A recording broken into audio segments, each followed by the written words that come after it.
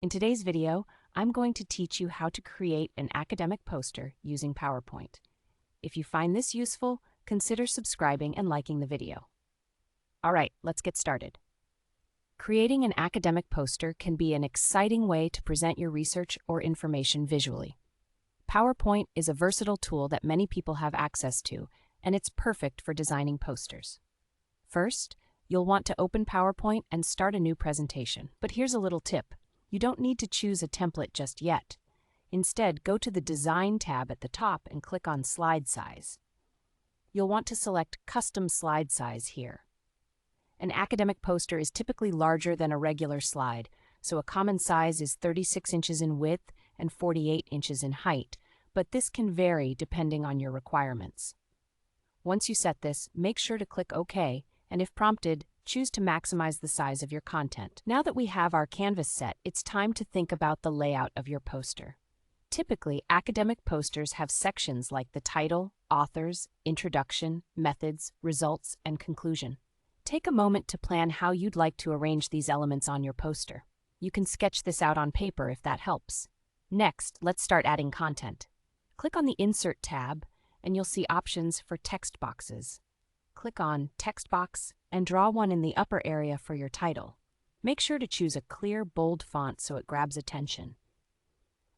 A size of around 72 points is usually effective for the title.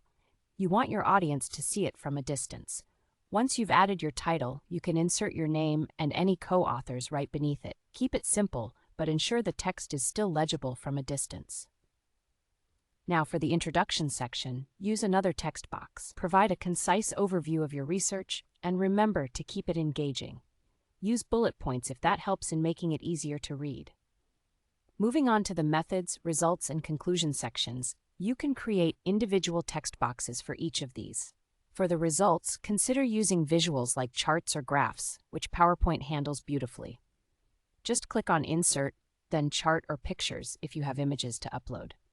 Remember, visuals can speak volumes and can be a focal point of your poster. Don't forget that white space is your friend. It helps to avoid clutter and allows your audience to focus on the essential elements of your poster. If things feel cramped, go back and rearrange your content until it feels balanced.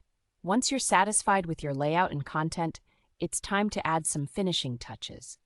You can play with colors and backgrounds to make your poster visually appealing. PowerPoint allows you to change the background color under the Design tab.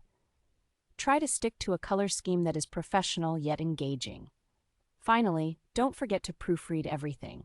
Spelling errors or unclear visuals can detract from your message. Once you're happy with your poster and have checked everything, go to File, then Save As. Choose the option to save it as a PDF, as this will ensure that your formatting remains intact when you print it. And there you go. With those steps, you've successfully created an academic poster in PowerPoint. I hope you found this video helpful. If you did, don't forget to subscribe and give a thumbs up.